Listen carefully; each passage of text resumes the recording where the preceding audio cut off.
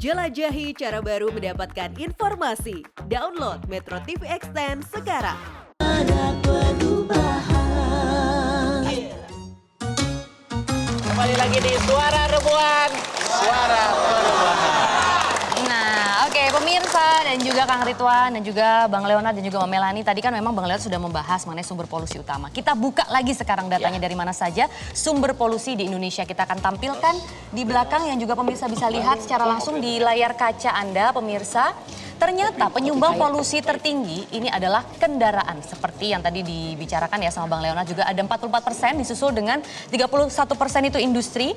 Kemudian perumahan itu 14%, manufaktur 10%, dan ya ini ada faktor-faktor lain, komersial 1%. Itu dia. Nah, seberapa besar dampaknya sebenarnya terhadap kualitas udara di Indonesia kita saat ini? Kita akan tampilkan data berikutnya. Ini ada 10 daerah dengan tingkat polusi udara terburuk di Indonesia. Jadi jangan salah sangka ya, pemirsa, ini nggak cuma terjadi di ibu kota aja, nggak cuma terjadi di Jabodetabek saja. Kita lihat ini udah pasti sampai ke Depok. Oke, memang Jabodetabek, Tangerang Selatan, Cibinong, Jawa Barat, kemudian Kabupaten Serang, Banten. Lampung tuh juga kena. Semarang juga ada, termasuk sebagai 10 daerah dengan tingkat polusi udara terburuk. Mungkin boleh ditampilkan. Nah, itu dia. Jadi ini tuh ibaratnya kayak kalau kita diem-diemin, ini tuh bisa kayak tiba-tiba menusuk semakin dalam. Iya, bisa gitu kemana-mana sih? ini. Bang Leonard, bisa kemana-mana nggak sih? Oh iya, bisa.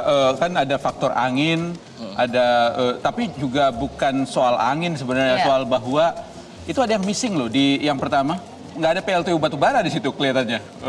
Industri mungkin tadi maksudnya. Industri. Harusnya spesifik, Iya, karena disitulah sebenarnya yang paling paling kental kepentingan ekonomi politiknya. Kan kalau kita perhatikan semua perdebatan ini, kan itu yang paling sedikit disinggung. Itu yang paling didinai sama mereka. Betul. Banyaknya transportasi. Itu yang benar gimana sih Bang datanya? Karena kalau yang kita dapatkan kan memang yang beredar yang certified itu seperti ini. Iya. Nah, tapi sebenarnya yang paling berbahaya, yang paling mengganggu itu dari mana? Jadi yang pertama ambien ataupun batas emisi kita sendiri belum memenuhi persyaratan dunia, artinya WHO ya. Iya. Jadi kan kalau kita ikuti misalnya terakhir Prof. Agus Dwi Santoso bilang, bukan, ini ada satu lagi sumber, AQLI, Air Quality Life Index, itu kalau misalnya jadi sekarang ada life expectancy, angka harapan hidup yang lost rata-rata seluruh Indonesia kalau dirata-ratakan 1,4 tahun. Karena kita terpapar sama PM2,5 ini, yang paling berbahaya kan PM2,5. Kalau untuk Jakarta loss-nya 2,4 tahun.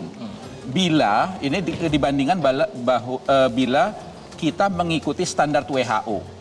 Bila standar WHO dipakai oleh kita, yang diminta oleh kami ini, yang dibanding terus oleh pemerintah gitu, dan kemudian diterapkan.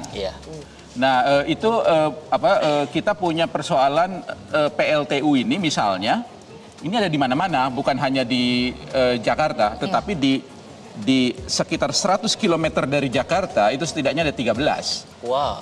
Kemudian diperkirakan ada mungkin lebih dari 100 sebenarnya PLTU captive istilahnya, PLTU batubara captive yang dioperasikan oleh industri besar dan kecil dengan teknologi yang tua-tua, kotor sekali gitu, karena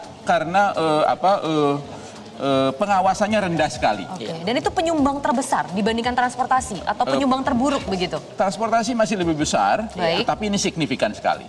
Transportasi kan gini kan, diarahkan pada publik, berubah, pakai mobil listrik, terus ya kemudian WFH, kemudian semuanya kosmetik. Jadi nggak efektif jadi.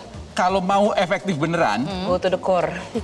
to the core. Kalau di transportasi, batasi kepemilikan mobil dan kendaraan atau sepeda motor pribadi, batasi. Pindahkan ke transportasi publik massal. Investasi habis-habisan ke transportasi publik massal dan berbasis listrik juga gitu. Dan kemudian jadi segala hal yang nggak dilaksanakan bertahun-tahun seperti electronic road pricing, ERP, kan itu mangkrak ya. Mangkrak, iya sih ya. benar. Nggak kedengeran lagi kabarnya. Betul. Parkir yang seharusnya tinggi di Jakarta, kalau ikuti kota-kota modern tinggi, itu tidak dilakukan, tidak pernah dilakukan. Jadi pembatasannya itu harus total sebenarnya, karena udah 26 juta. Tapi kan banyaknya orang yang beli kendaraan pribadi itu mencari kenyamanan, Pak. Sementara yang ada transportasi zaman sekarang kan belum bisa dikatakan senyaman itu. Gue naik Integrasi umum juga. Gue sejak ngikut CLS ini sampai hari ini gue naik umum. Naik umum, kemana-mana. naik apa? Apa aja? MRT, LRT. Iya. Tapi integrasinya gimana? Integrasi kalau dari Bogor mau ke Jakarta harus berkali-kali. Memang, tapi sudah membaik lah. Iya. Sudah membaik gitu. Oke. Memang belum ideal, tapi kalau dibandingkan dengan kita ngomong 8 tahun lalu atau 10 tahun lalu, sudah membaik gitu. Iya, jadi kalau untuk di stop kan belum Sepenuhnya bisa efektif gitu. karena kalau menurut saya ya beberapa orang merasa bahwa dia naik motor bensin cuma berapa sih bisa dari mana 10.000 ke mana. kemana-mana. Kemudian kalau naik LRT harus ganti busway, udah nggak efisien. Terus Mungkin juga nggak harganya semuanya mahal. harus pindah ke LRT, tapi ada banyak juga habit masyarakat kita yang rada-rada gitu kadang. Rumah Kayak lo gimana isinya tuh? 5 orang, Aha. 5 harus naik kendaraan sendiri. Yang satu mau ke pasar naik motor sendiri, yang satu sekolah naik motor sendiri, bapak kerja kantor, ya itu kan bisa dikurangi dengan Iya, bisa. yuk Nah, itu semobil gimana yuk kita. Itu kan pengurangan-pengurangan Iya. gitu Nah, loh. bagaimana pemerintah tuh bisa masuk di situ begitu loh. Jadi kan kalau Iya, misalnya kita kerana mengandalkan keluarga dari ya. kesadaran masyarakat kayaknya terlalu sulit ya. Gimana itu Bang Leonard mungkin? Memang harus kombinasi kebijakannya atau policy mix-nya harus kuat dan tegas dan nggak kompromis terus-terusan. Iya. Jadi misalnya gini, kayak waktu pandemi kan, yang salah satu yang kita mengalami kelihatan Gunung Salak gitu ya, udah tentu saja itu itu momen bersejarah ya. Nah, tapi terus kan kemudian keluar insentif pajak 0% kalau saya nggak salah buat beli mobil di pandemi. Jadi Orang belilah. Iya. urusan industri mobil ini terus terang lobbynya kuat sekali. Iya. Kan gini, kita punya MRT itu 25 tahun setidaknya ya 25 tahun terlambat dari seharusnya. Dari visibility tadinya dari Oke. studi kelayakannya yang dilakukan oleh JICA itu baru 25 tahun kemudian. Kita tahu apa yang sebenarnya terjadi, kenapa yang membuat itu delay. Lobbynya kuat sekali industri otomotif ini supaya kita bayangkan berapa juta yang bisa dijual selama 25 tahun itu. Jakarta ini telat banget. Busway juga telat. Ini ada persoalan, jadi bukan hanya soal gimana pilihan konsumen, Baik. pilihan publik, tapi ada soal-soal ekonomi politik, ada kekuatan-kekuatan yang mempengaruhi perumusan kebijakan publik sampai sekarang. Ada kekuatan-kekuatan gitu. Kita kekuatannya apa? Nggak ada Atau kalau nggak? masyarakat. Tapi makanya kita mungkin bisa tanya-tanya solusi dari dalam Iya. pemerintahnya langsung, Pak. Kita bisa langsung panggil. Juga ada yang sudah bergabung Ada di yang sini sudah ya. bergabung di sini lagi makan bakso. Ini kayaknya Ada gue di butuh depan kopi nih kalau nonton gini. situ. Oh boleh, silakan diminum Pak ya. Surya. Saatnya butuh Pak kopi. Surya sudah bergabung bersama kami Nah. dari Suara Reboan, Pak Surya Chandra. Pak Surya Chandra. Silahkan. Silakan, Pak. Iya. Selamat datang Hati-hati. Pak di studio Suara Reboan. Selamat malam, Mau Pak. minum? Mau kopi ya, teh? Bang. Mau makan? Mau makan juga boleh Pak. Kalau silakan. Kopi atau teh Pak? Silakan Pak. Mungkin kopi kali ya? Teh aja, Mbak. Teh aja, oke. Kok teh satu lagi? Oke. Nah itu gimana tuh tadi Kang Ridwan? Katanya pengen langsung nanya Iya, sama gimana Pak tadi Surya. melihat hiruk pikuk permasalahan polusi ini kalau dari masyarakat kan katanya tadi kosmetik semua solusinya. Nah, Kang Gitu. Ridwan, Belum ada yang to the point langsung ke akar permasalahannya. Iya, Pak Kalau Chandra dari Pak kemarin Chandra sendiri gimana? juga sempat berada di lingkungan pemerintahan begitu Iya. sampai 2022, kemudian menangani bagian tata ruang juga. Tata Jadi ruang. Menteri Bappenas gitu ya, ada tata ruang juga di situ. Nah itu kira-kira apa sih, bagaimana kesulitan untuk koordinasi antar departemen pemerintah mengatasi polusi ini? Karena ini sudah tahun-tahunan begitu. Yang pemerintah tuh bekerja kan dengan paradigma, Mbak. Kalau paradigmanya pas, mestinya dia merespon juga secara tepat. Ya. Bagi saya dalam kasus polusi ini, mestinya paradigmanya adalah kita akui kenyataan bahwa yang menyebabkan yang tidak menyebabkan polusi secara langsung, biasanya itu yang paling menjadi mengalami kerugian terbesar dari polusi itu sendiri.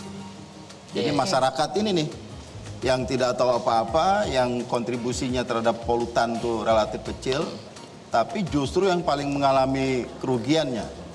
Dan ada studi kan mengatakan polusi itu bahkan lebih buruk daripada rokok dan alkohol, Mbak. Iya.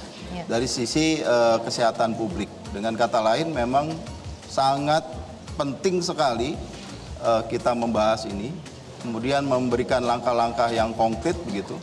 Mulai dari 2 polutan terbesar itu dulu deh, yang sudah disebutkan tadi Bang Leo dan Mbak Melani bilang ada satu itu kendaraan bermotor, yang kedua kan Industri, PLTU, iya. PLTU, Mas, bukan cuma industri tapi khusus PLTU yang Khusus pakai batu PLTU, bara. iya. Tadi Bang Leo nambahin, ada lagi PLTU yang memang besar dikelola PLN, ada yang dikelola industri sendiri, kecil-kecil, dan ini pengawasan praktis nggak ada ya. Nah, kalau kendaraan, cara paling gampang ya kita batasi penggunaan kendaraan pribadi. Cuman masyarakat kan perlu mobilitas, Iya. alternatifnya apa? Gitu.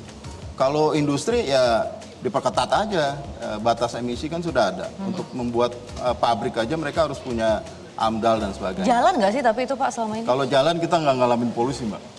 Nah, Tapi itu intinya dia. barangkali Berarti enggak ya. ini memang harus nggak bisa sebagian-sebagian gitu. Oke. Artinya memang tidak bisa kosmetik doang. Kosmetik itu nggak cukup mengatasi masalah ini. Jadi selama ini juga Harus- merasa Pak Chandra merasa ini hanya kosmetik semua penanganannya dari dulu sampai sekarang. Sebetulnya ada inisiatif ya, paling tidak yang saya lihat di DKI khususnya. Baik. Karena DKI itu kan juga salah satu tergugatnya Iya. Abang dan Mbak ini ya. Iya. Tapi Pemprov DKI tidak banding. Ada alasan pertama menurut Pemprov waktu itu, yang gubernurnya Pak Anies, ya argumennya bener, ngapain kita banding. Kedua, memang ada semacam merasakan concern Oke. ini, masalah masyarakat itu dirasakan. Nah yang ketiga, daripada sibuk banding, Nah itu gimana kalau kita fokus membereskan masalah itu? Iya. Sempat nggak Pak waktu itu dibereskan, ada solusi nggak yang dihadirkan pada saat Yang langsung dilakukan itu memang mencoba membangun moda transportasi alternatif. Oke. Makanya tadi kan diakui ada perbaikan. Ada Transjakarta, ada Mini Trans. Oke. Ini terkoneksi. Ada Jaklingko juga. Ada Jaklingko Oh, iya, itu betul. sistem yang mengkombinasikan, mengkonsolidasikan itu. Dan dengan demikian dalam 3 jam harganya sama.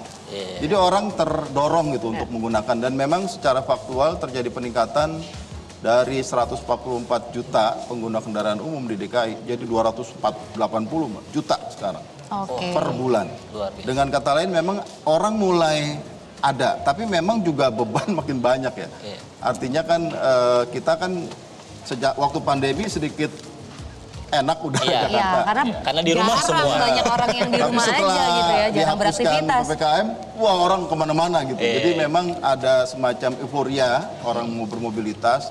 Tapi barangkali ini momentum yang pas sekali ya. Bagaimana hal-hal yang sudah kita sama-sama pahamin, strategi yang sudah Oke. dicoba, itu coba di eskalasi gitu, di scale up. Bagaimana supaya lebih strategis. Karena salah satu langkah yang krusial di DKI itu, Baik. selain Baik. koneksi antar moda Transjakarta dengan MRT, Baik. LRT, kereta api, itu nggak mudah Mbak, karena kereta api yang ngelola BUMN, PT Iya. KAI. Itu dia. Artinya banyak Transjakarta konflik Pemprov, kepentingan jadi- ya di Iya, situ iya, ya. iya. Yang ini menarik juga kita diskusikan karena gimana caranya kita mau eskalasi tapi kalau susah begitu ya Susah untuk masuknya diajak rembukan gitu. semuanya nggak sih Iya, Mbak? iya, iya. yang ini punya bisnisnya, ini punya Semua Leonard punya juga pasti keinginan. juga udah sampai merasakan. bengek gitu. Ya, ego sektoralnya Iya, kental itu. sekali. Ego Jadi sektoral kental. ya. Tapi mungkin Bukan kita mikir juga satu tujuan akhir Iya. gitu. Tapi Bukan Bung mikir Surya kan ini. udah pernah di pemerintahan, Iya. dia pasti udah Oh, paham oke. sendiri lah. Baik, kita juga mungkin nanti akan mendengarkan pendapat dari teman-teman daerah Pak, seberapa berdampaknya polusi udara bagi mereka dan apa solusi yang kira-kira mereka tawarkan dan harapkan. Jadi buat teman-teman dan masyarakat Rebuan sekarang, jangan kemana-mana, tetap di Suara Rebuan.